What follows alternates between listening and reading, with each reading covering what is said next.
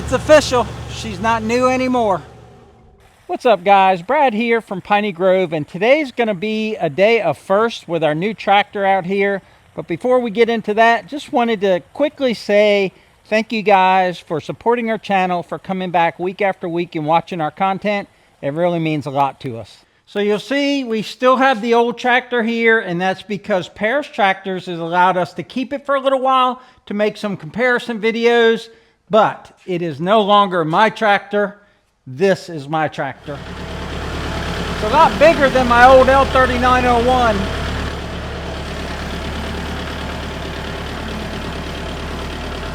I've got the Woodmax 62-inch flail mower over here, and it's actually a side shift mower. But I'll show you what happens when I side shift. Actually, I have two rear hydraulic functions on this tractor. One's currently hooked up to the tilt, and I took off the hydraulic top link to run this mower.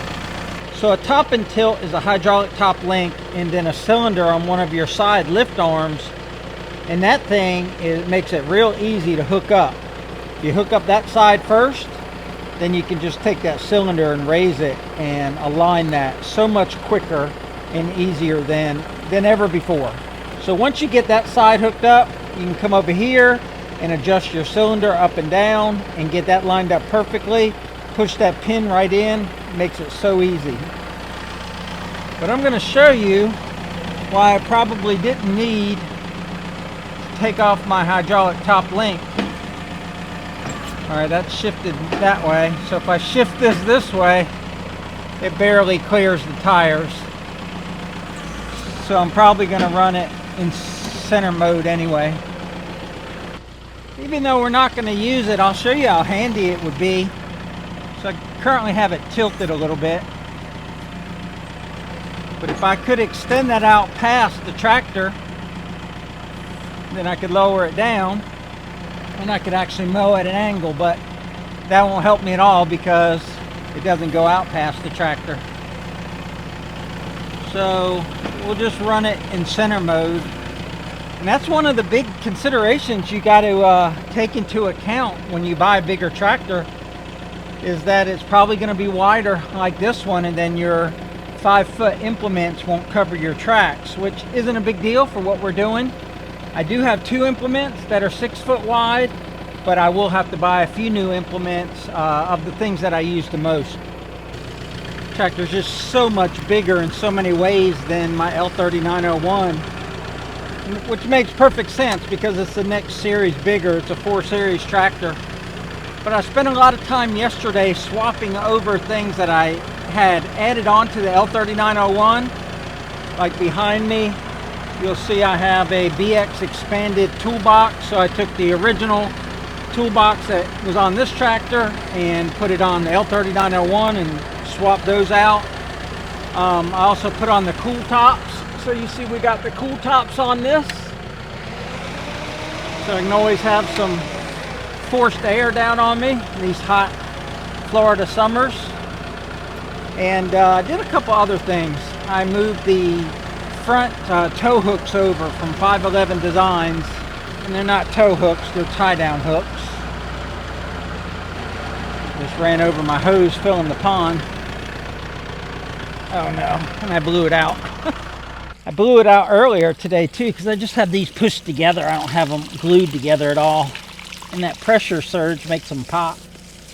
It's such a clean tractor, and what I mean by clean is it doesn't have a bunch of extra functions that I don't need. It's got a very clean instrument panel, mostly analog. The only thing digital is the hour meter. And just, I can't say enough about the Kubota L series, the economy series. A lot of people like bells and whistles on a tractor, but I'm just glad Kubota continues this line of tractors because I don't want something with a bunch of electrics on it, a bunch of buttons, a bunch of things that I just won't use. And I'm just glad that Kubota realizes that and keeps this series in production. This series, the L series, doesn't even come with a cab. You can't get one with a cab. All right, we're gonna start right here, I guess. There's a little strip here. Now, I don't have any impressions about this tractor except for the fact that it's an L series, and I've got plenty of hours on the smaller L series, the 3 series tractor. So a lot of this will be familiar to me, but that power, the height, the width, all those things are going to be new. And I'm going to show you what we're going to mow today. As we get into the video, I'm going to tell you why I needed a bigger tractor and why I picked this one as opposed to all the other ones in the Kubota lineup. We got a 1 acre field back here of rye, wheat, and oats, and also daikon radishes. You can see that they've flowered and started to go to seed, but all this is very tall. So it's going to show us what this tractor can do when it has to deal with a lot of thatch or a lot of clippings. So to give you an idea of how tall it is, this rye here, like this one here, is right at 6 foot. And they're not all at 6 foot. Some stems are, some aren't. Then the wheat and the oats are lower and they haven't started going to seed yet. But it's pretty thick as far as it was heavily seeded, and also it was heavily fertilized. And these daikon radishes have just about gone to seed. So we've been enjoying eating these, but they're also about to infest this field, which is no problem. I don't mind having them in here, but I think I'm going to catch these seeds before they actually become hard seed. I can smell the paint burning off the exhaust. This thing doesn't even know that's back there. And I'm not in the thick stuff yet, but even when I engaged the PTO, it didn't grunt. And the L4801 would kind of bog down, and then the Summit 25 horsepower tractor that we have on loan out here from Summit, that would bog down right away. You had to really rev that up before you engaged the flail mower. You can see I got a little bit of tire pushing down the edge right here where it's not mowed, but that's all part of having a bigger tractor. I guess once I do a whole pass, I could push it all the way to the right side and always have the left side in the clear. I don't know. I'll think about it.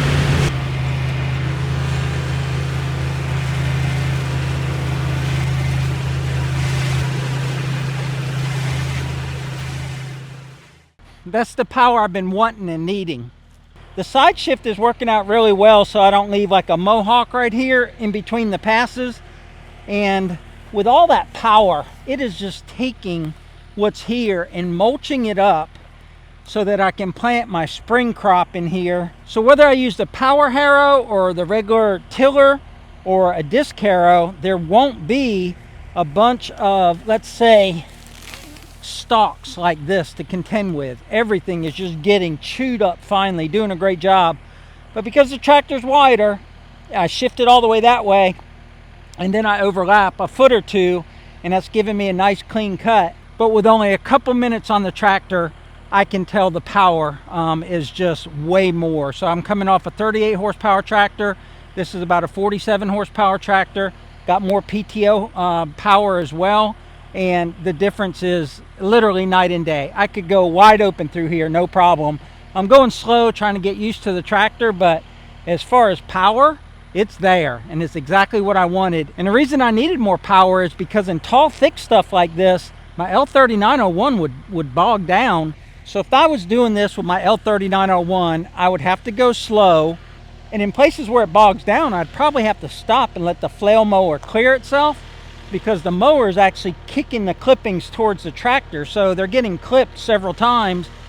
And when I've used it in tall grass with the L3901, it would almost, stop the tractor, reduce the RPMs. And that's not good for a tractor. That means you're operating it past its capacity, and you're going to reduce the life of your tractor. And I didn't want to do that. So that's why I upgraded to this tractor. So far, and I've only got a couple minutes experience, it was the right thing for me to do. I think the theme of this video is going to be, it's a big tractor. That's really the best way I can put it. It has so much power. You got additional height so you can see better. It's wider. It seems to be more comfortable. It doesn't bounce as much, but then again, maybe this field is not bouncy. I don't know, but you just know that you're on much more of a tractor. And I had the PTO right at 540. I forget what the RPMs are, but it's not very much. It wasn't wide open throttle. And there's a couple areas here where it got heavily fertilized and where the plot is a little bit, has a little bit more moisture, that I had to slow down. The RPMs came off of 540 a little bit, but it was only in a couple of spots.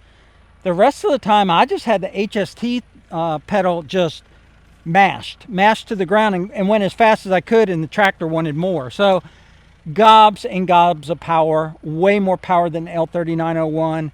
It just feels like you are on a bigger class of tractor. And I think people got to keep that in mind when they're tractor shopping is, you know, what kind of space are they going to be working in? One of my biggest fears was getting in between the pine trees. So this was easy here, and this was easy here. But when I cut through there on the right in between those two, I had to kind of take a different angle and do it 2 times because the tractor's longer and wider. But I don't want to skin these trees up with either the tractor tires or the implement. So it's easier to maneuver the 3 Series tractor than it is the 4 Series tractor in this type of environment. And that's something people got to keep in mind when they're tractor shopping, is along with higher horsepower, because I couldn't get anything else in the Kubota lineup on that 3 Series frame above a 40 horsepower tractor. And that wasn't enough for me. In order to go up into the 50, this is close to 50 horsepower, I had to increase the frame size. I don't know if any other manufacturers put the bigger engine in the smaller frame size. I think John Deere does. I think John Deere might put 50 or 60 horsepower in their 3 Series tractor. But Kubota doesn't. And I'm affiliated with Paris Tractors, and they gave me a really good deal on this tractor. And they also sponsored our pond build out here. More than a tractor store. I'm a big Kubota fan. I like the fact that they do all their engineering in-house, and that their engines are not only used in their products, but a lot of people use Kubota engines in their machines as well, and you just can't beat the hydraulics of a Kubota. On the 02 series, and what I mean by 02 is this is a 4802. They also make a 3902, a 3302, and a 2502. Is that they got rid of the clutch pedal on the left side and put the brake over here, and now there's no clutch pedal at all. And that allows for an electric PTO, and this is really nice because I don't have to push any pedals or anything. I can just take this and turn it, and I've engaged the PTO. And you can see I'm sitting here at idle, and it didn't even come off idle. But 540 PTO RPM is what, about 2700 engine RPM. And when I'd hit the thick stuff, it would back down to about 2500, and I would slow down a little. But there was only a couple times that it did that. For the most part, it was rock steady right there. So this is what it would do. It was holding steady, and I'd hit some thick stuff, and it would do that, and then it would come back up. A quiet tractor too, while at idle. Not very quiet when it's going along at wide open throttle. But what I've been doing is shifting that mower to the right, and that's working out great. And if I have to shift it to the left, once I get used to my 2 hydraulic levers right here, the inside one is the one that runs the top link, and it's the one where I have the mower side shift hooked to. I just shift it all the way to the other side when I turn the tractor around. If I'm doing if I'm not going in a circle and keeping the mower on one side all the time, if I have to switch it, real easy to do. Now the tilt function, I will say that I don't need to tilt this mower. So I've bumped that a few times, and that's caused me to have to concentrate. I put the mower down and make sure that it hit the ground evenly, and if it didn't, adjust the tilt a little bit. So for what I'm doing here, the tilt's not necessary. And if I take that tilt off, then I would have, you know, another rear remote option in the back. I'll shift that to the right all the way, and now it'll cover my tracks. And just go on down and start mowing.